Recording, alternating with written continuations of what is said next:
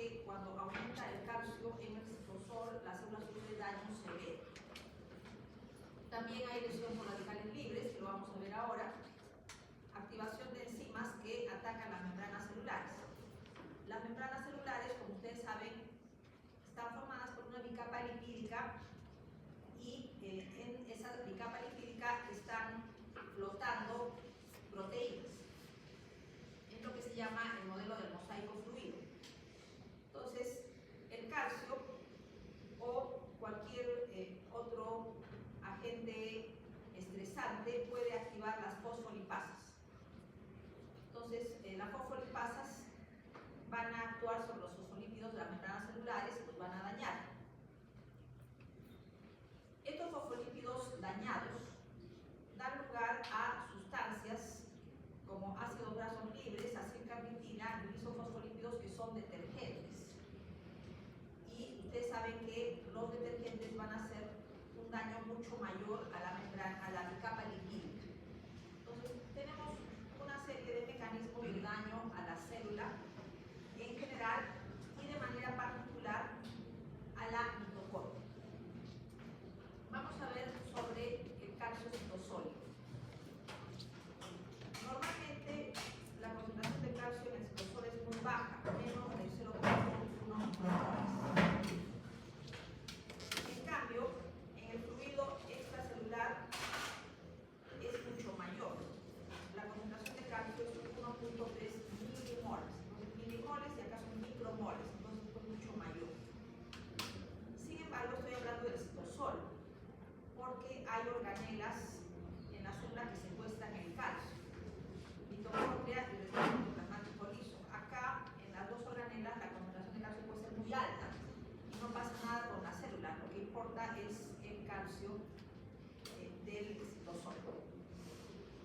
Y cuando aumenta el calcio en el citosol, porque ingresa del extracelular o sale de las organelas, hace una serie de daños, produce una serie de daños, lo que llamamos pérdida de la homeostasis del calcio. El calcio deja de tener en el citosol las concentraciones bajísimas, rígidas, que necesita para funcionar bien. Lógicamente, estas concentraciones se refieren a la mayoría de células, porque ustedes saben que, por ejemplo, células contráctiles o la célula nerviosa, cuando va a tener algún tipo de acción, pues rápidamente sube el calcio, pero por tiempos mínimos, solamente para que se produzca el inicio de la contracción o se transmita la señal nerviosa. Entonces, ¿qué le hace el calcio a toda una serie de elementos celulares? O mejor, bueno, acá estamos viendo en esta diapositiva, lo que estamos viendo es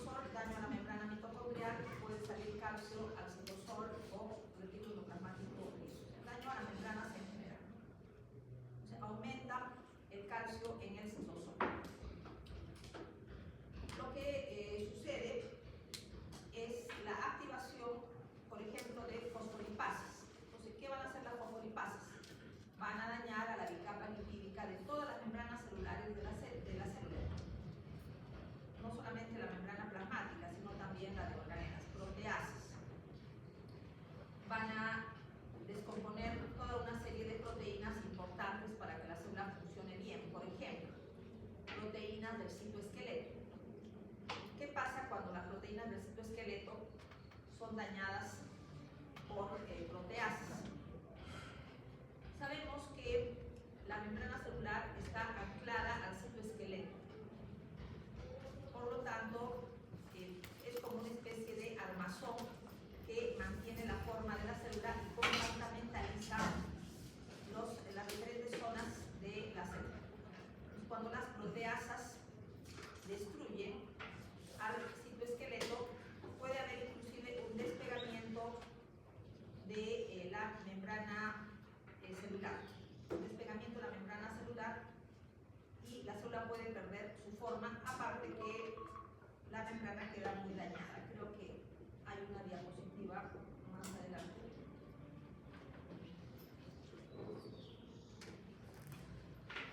Acá. Aquí vemos entonces que la célula pierde su forma, porque la forma de la célula depende del citoesqueleto al cual está anclada la membrana celular. Mantiene la forma y su funcionalidad. Si las proteasas degradan el citoesqueleto, entonces se pierde la forma y puede suceder, por ejemplo, pequeñas protrusiones, pérdida de las especializaciones de la membrana celular, etc.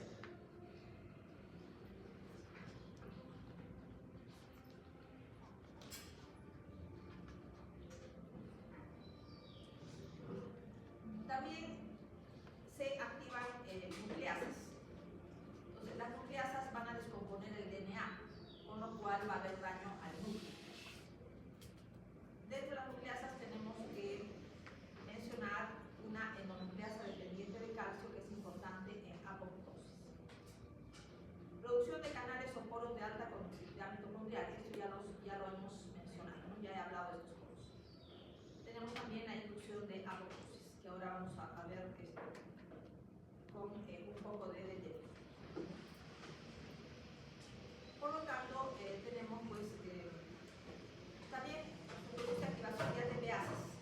Entonces, las ATPasas contribuyen a que disminuya la cantidad de moléculas energéticas que necesita la célula.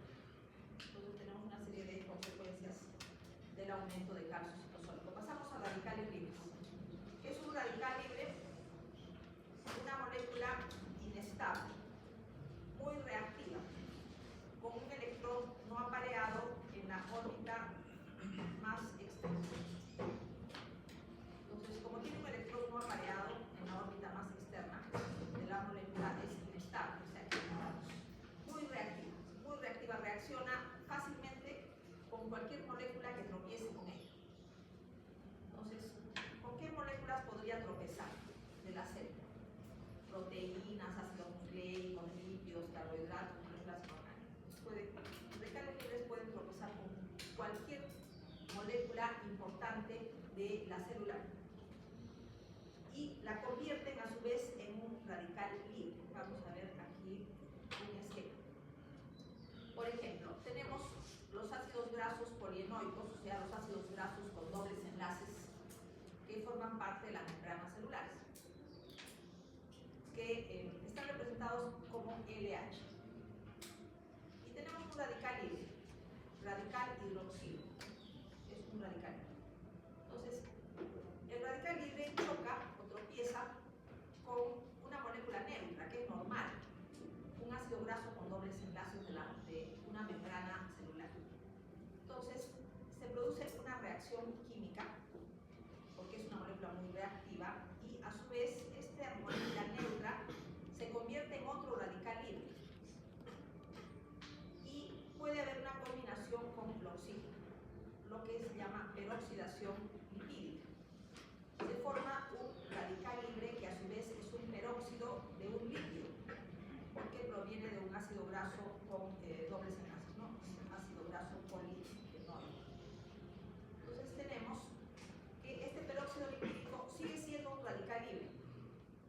Entonces, si choca con otra molécula neutra, otra vez lo vuelve a convertir en otro radical libre, que nuevamente puede sufrir peroxidación. Entonces, a eso se llama autopropagación. Es una especie de reacción en cadena. O sea, una sola molécula de radical libre, una sola molécula, puede terminar convirtiendo grandes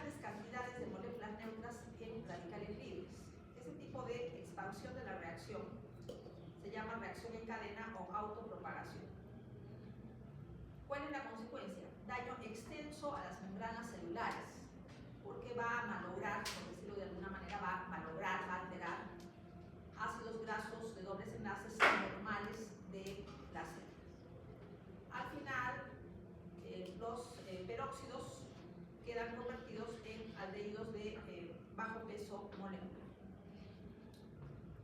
Estamos hablando de la propagación, ¿no? Esto ya lo he explicado. Cada molécula con la que reacciona se convierte a su vez en otro radical, una reacción en cadena de tipo autocatalítico, se llama también reacción de autopropagación. ¿De dónde vienen los radicales libres? Estamos hablando, por ejemplo, del radical libre hidroxilo. Radical libre hidroxilo, ¿de dónde viene? ¿Cómo se forma en la célula? Se forman a partir del agua. El agua es una molécula normal de la célula, pero cuando sobre la célula incide, por ejemplo, luz ultravioleta, rayos X o radiación ionizante, se produce una radiólisis del agua. Hay una reacción química, porque absorbe la energía que le viene de la luz ultravioleta, rayos X, etc. Y se convierte en el radical libre hidroxilo y el hidrógeno, que también puede funcionar como radical libre. Tenemos que algunos productos químicos que ingresan a nuestro organismo, por ejemplo, el tetracloruro de carbono. El tetracloruro de carbono se utilizaba antiguamente en las lavanderías en seco, o sea, para quitar las manchas de la ropa. Lavanderías en seco. Pero ya no se usa, porque ingresaba a nuestro organismo por vía respiratoria, por ejemplo, y se catabolizaba en el hígado, dando lugar a un radical libre que es el tricloruro de carbono y un átomo de cloro, y un ion cloro. Ganaba un electrón. Ganaba un electrón y esta reacción química se producía en el retículo endoplasmático liso de los hepatocitos. Entonces, una molécula neutra podía convertirse en un radical libre. El tricloruro de carbono es un radical libre, capaz de hacer todo lo que hacen los radicales libres y que les acabo de explicar. Tenemos también reacciones normales de óxido de reducción en la mitocondria, que sucede durante el ciclo de Krebs. En el ciclo de Krebs, el oxígeno gana 4 electrones, lo que significa reducción total hacia agua. El agua no es un radical libre. El agua es una molécula normal, es una molécula neutra, que no nos hace ningún daño. Sin embargo, se forman radicales libres cuando hay una reducción parcial. Total con 4 electrones. Parcial, solo con un electrón. Se obtiene un radical libre que se llama ion superóxido. Entonces, el ion superóxido es un radical libre. La simbología es oxígeno con una carga negativa, ion superóxido. Si el oxígeno solamente gana 2 electrones, se forma agua oxigenada, o peróxido de hidrógeno, que también puede funcionar como radical libre. Si gana 3 electrones, se forma el ion hidroxilo, ¿no? Que ya lo hemos visto antes como radical libre. Y si gana 4 electrones, se forma agua. Y el agua no nos hace ningún daño, porque es una reacción total, una reducción total. En cambio, estas son reducciones parciales, que se producen en la mitocondria.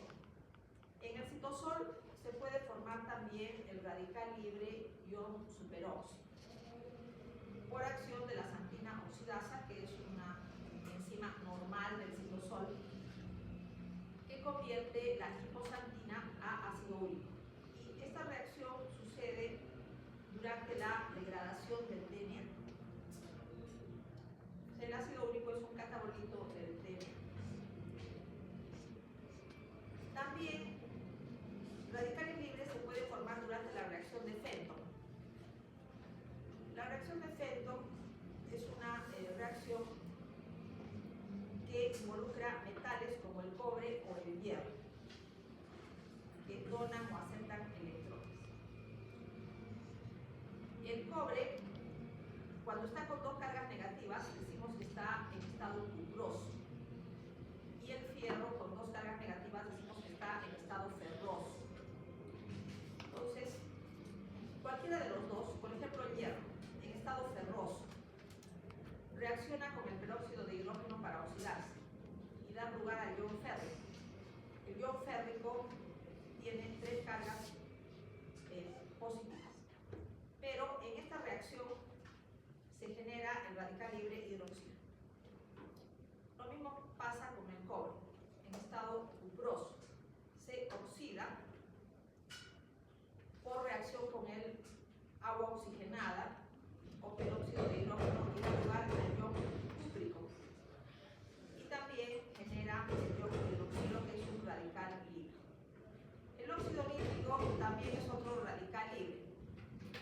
Se puede formar, por ejemplo, en el endotelio, macrófagos, neuronas, por medio de una enzima que se llama óxido nítrico sintetasa.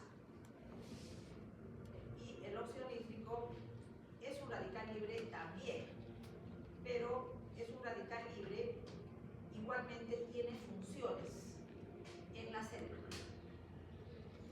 Y el óxido nítrico, las siglas son NO, puede originar otros radicales libres, como por ejemplo el peroxinitrito, que es un radical libre mucho más dañino. Entonces tenemos oxígeno, nitrógeno, oxígeno con carga negativa, se llama radical peroxinitrito, que es un radical libre que le puede hacer mucho daño a la célula. Tenemos también otro tipo de radicales libres, como el ion nitrato o el ion nitrito. Los efectos, peroxidación lipídica. Ya hemos hablado de la peroxidación lipídica, ya hemos visto la reacción. Se atacan ácidos grasos polienoicos, que tienen dobles enlaces y son componentes normales de la membrana celular. Ya hemos hablado de la reacción en cadena autocatalítica, con daño grave a membranas celulares y a membranas de organelas. Ataca a sus componentes. El radical libre puede afectar también proteínas, así como choca con ácidos grasos polienoicos, puede chocar con proteínas, haciéndoles daño. Produce oxidación de cadenas laterales de aminoácidos que forman la proteína. Estas proteínas oxidadas son proteínas dañadas que la célula puede eliminarlas. Un sistema de eliminación de proteínas es el sistema ubiquitina proteasoma, que detecta proteínas anormales y las elimina. Hay otra forma de eliminar proteínas dañadas, que es la autofagia.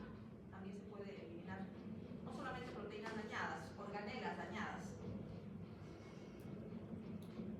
Por ejemplo, una mitocondria cuya membrana esté dañada por radicales libres. Es una mitocondria que tiene que ser eliminada, ¿no? Porque ya es una organela malograda, una organela dañada. También se elimina mediante autofagia. Otro daño a las proteínas que le hacen los radicales libres. Se forma enlaces disulfuro entre proteínas. Por ejemplo, proteínas que tienen grupos sulfidrilo. ¿Qué aminoácidos tienen grupos sulfidrilo? Tenemos a la metionina y a la cisteína. Tienen estos grupos, SH, grupo sulfidrilo. Pueden formar enlaces disulfuro, que son SS. Se pierden los hidrógenos y queda un enlace azufre-azufre. Se llama enlace disulfuro. Pero esto ya daña la proteína, ya la altera.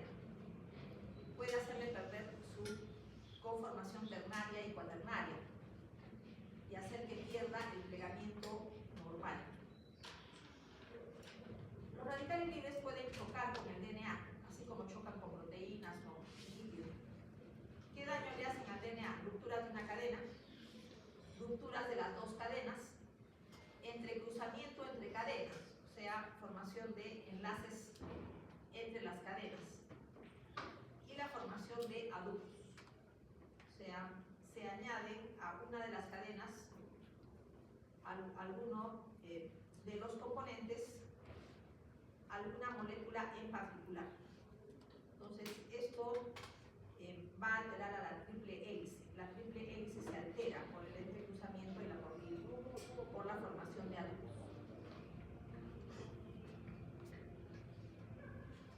Por otro lado, la reparación de la ruptura de una cadena, dos cadenas, etc.,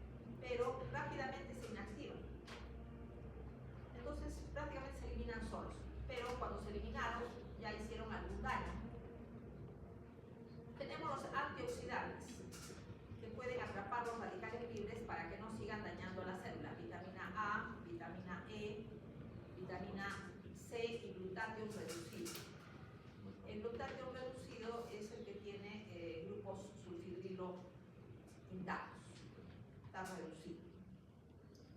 Porque cuando atrapa un radical libre, puede oxidarse y pierde el hidrógeno. Y después lo recupera cuando se reduce. Eliminación de radicales libres, continuamos, bloqueo de la reacción de Fenton. Se puede bloquear la reacción de Fenton evitando que el hierro y el cobre estén con cargas positivas, ¿no? Hierro en estado ferroso, cobre en estado cuproso. Eso se puede lograr cuando estos metales se unen a proteínas.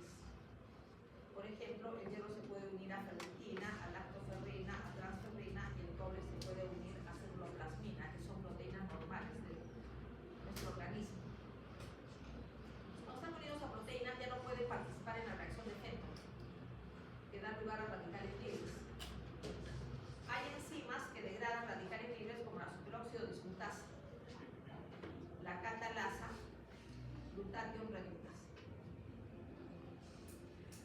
Esta es una diapositiva del libro de Robbins para ilustrar los tipos de radicales libres que predominan. Por ejemplo, tenemos los que derivan del oxígeno, ion superóxido, peróxido de hidrógeno, ion hidroxilo, que producen peroxidación de lípidos, daño a proteínas. Hemos visto varios tipos de daño a proteínas, por ejemplo, la oxidación de las cadenas laterales, reducción de grupos fibrilos, pueden dañar al DNA, ya hemos visto, daño al DNA, ruptura de una cadena, de dos cadenas, formación de adultos, etc.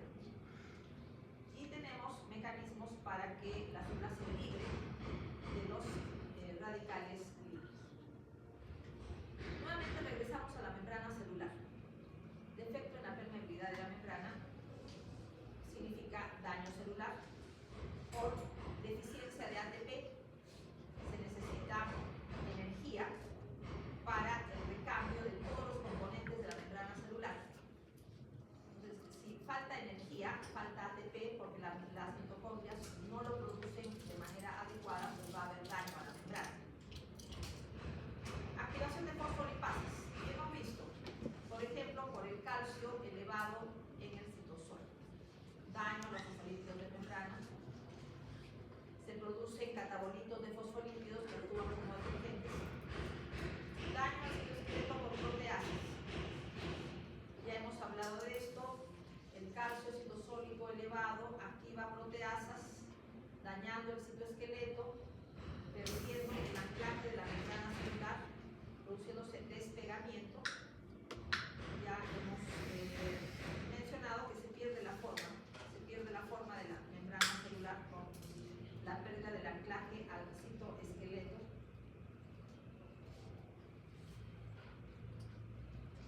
Radicales libres derivados del oxígeno, hemos hablado del ataque a los ácidos grasos polienoicos. Productos de descomposición de los lípidos, hemos dicho que pueden actuar como detergentes, empeorando el daño a la membrana celular. Ácidos grasos libres, acilcarnitina, isofosfolípidos. ¿Qué pasa cuando hay daño a la membrana celular? Salen de la célula moléculas importantes, salen fuera de la célula. Enzimas, coenzimas, proteínas estructurales, moléculas fosfatadas útiles para reconstituir al ATP. Entonces, la célula pierde moléculas importantes, lo que significa pérdida de la homeostasis. También, ¿qué pasa cuando se daña la membrana celular de los lisosomas? Salen al citosol las enzimas de los lisosomas y empiezan a digerir toda la célula, todo lo que tenga la célula. Empiezan a digerir de todo lo que encuentren a su paso. Evidentemente, pues, esta célula va a estar destinada a la muerte. Cuando empiezan a dañarse las membranas celulares de los lisosomas, la célula va a ir a la muerte, porque se va a digerir todo. Bueno, esto ya lo he explicado. Disminución del ATP producido por la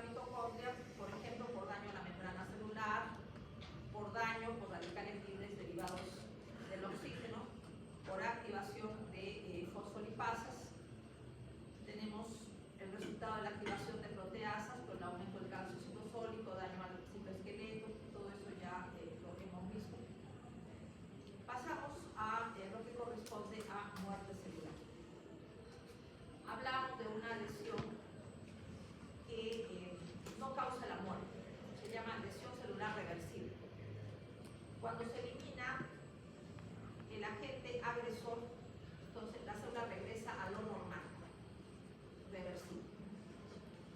Sin embargo, a veces el daño es tan severo que pasa lo que se llama el punto de no retorno, implicando un daño celular tan severo que la lesión pasa a ser irreversible y la célula tiene que morir. Si la lesión es irreversible, pues entonces evidentemente lo que queda es la muerte. ¿Qué significa una lesión irreversible?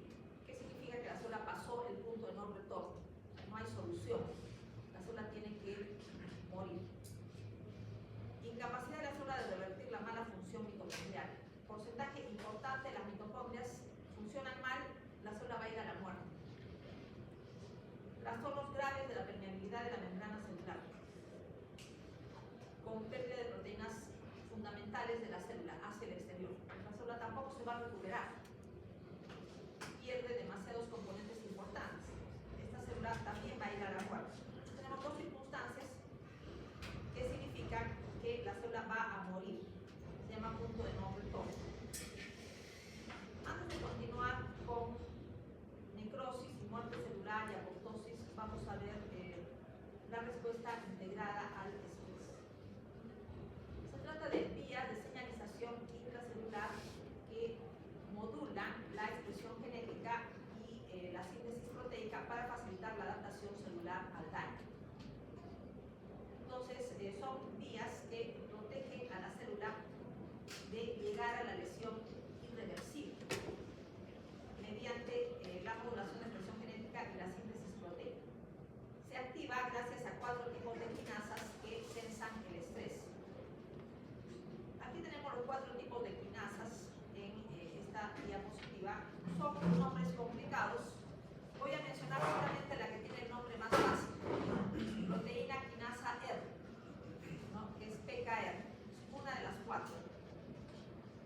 ¿No? Y tenemos quinasas que sensan el estrés y hacen que la célula tenga una respuesta que involucra la activación de factores de transcripción, ¿no? Que aquí tenemos, por ejemplo, el ATF4, EIF2-alfa, que van a influir sobre la traducción de proteínas, disminuyendo la síntesis proteica. Entonces, una forma de proteger a la célula de la muerte frente a un agente agresor es la disminución de la síntesis proteica, consecuencia de la activación de estas quinasas que sensan el estrés.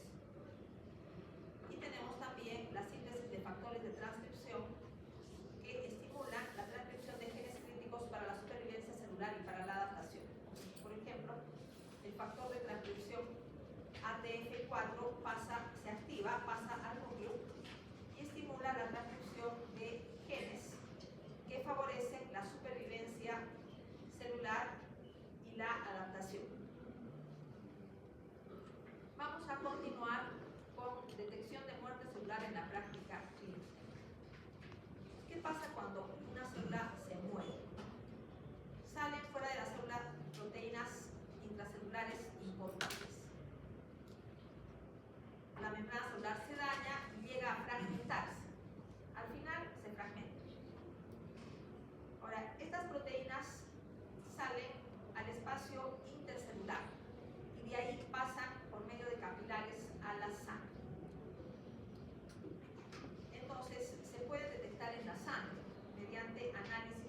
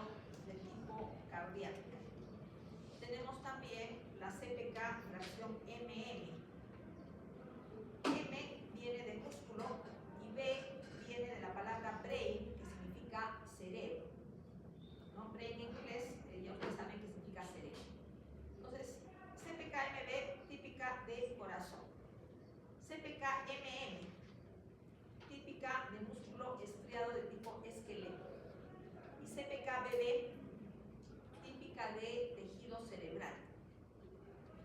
Entonces, nosotros podemos detectar la muerte celular, o sea, confirmar el diagnóstico de infarto, ¿no? Porque no se hace el diagnóstico en base a un análisis de laboratorio, el diagnóstico se hace en base al cuadro clínico.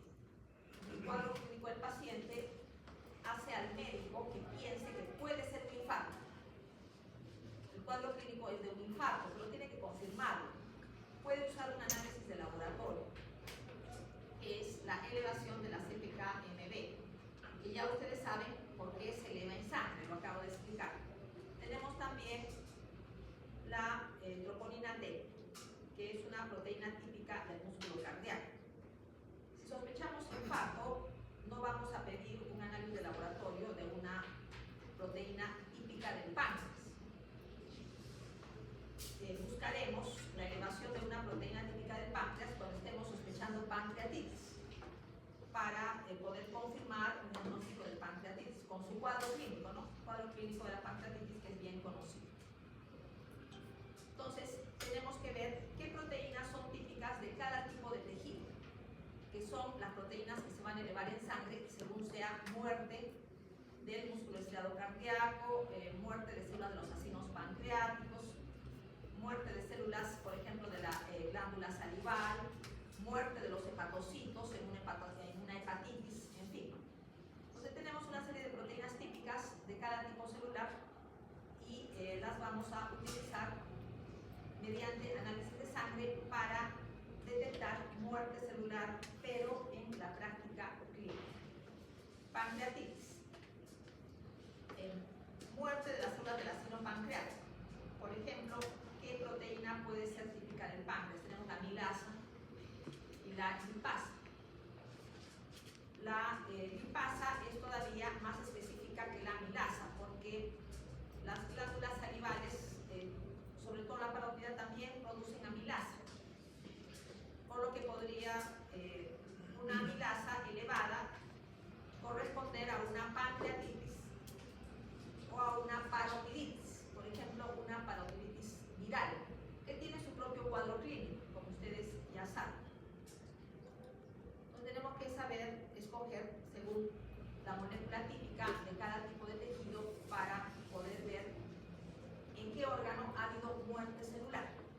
Hepatitis, pancreatitis, infarto cardíaco, miositis, etc. El epitelio de las vías biliares contiene la isoforma termoresistente de la fosfatasa alcalina. Entonces, la obstrucción biliar, por ejemplo, por cálculos, produce elevación de esta isoforma. Entonces, tenemos la elevación de fosfatasa alcalina, y si hay obstrucción biliar, también se van a elevar las bilirrubinas. Y podemos confirmar un cuadro clínico de obstrucción biliar por litiasis, por ejemplo. Sin embargo, la fosfatasa alcalina se detecta en general. Claro que existen análisis especiales para detectar las isoformas, ¿no? Pero si nosotros solamente contamos con un análisis de fosfatasa alcalina general, que te mide todas las fosfatasas alcalinas, la isoforma termoresistente de las vías biliares, la fosfatasa alcalina del tejido óseo, que es otra isoforma, la fosfatasa alcalina de la placenta, también la placenta tiene su propia fosfatasa alcalina placentaria se llama. Entonces tenemos que ver el cuadro clínico, ¿no? Según la edad del paciente también. Si tiene un tumor óseo, entonces estará elevada la isoforma ósea de la fosfatasa alcalina. Si es un paciente que tiene exclusivamente un cuadro de obstrucción de vías biliares, entonces se puede medir la fosfatasa alcalina total, porque ya sabríamos que como no hay ningún daño a los huesos, entonces la isoforma ósea tendría que ser normal. Si está elevada es por la isoforma de las vías biliares. En algunos tumores se eleva la isoforma placentaria de fosfatasa alcalina también, pero en estos casos se prefiere no un análisis de sangre, sino un análisis de inmunohistoquímica en el tejido, que ya es algo diferente, ¿no? Que también lo vamos a ver en este curso.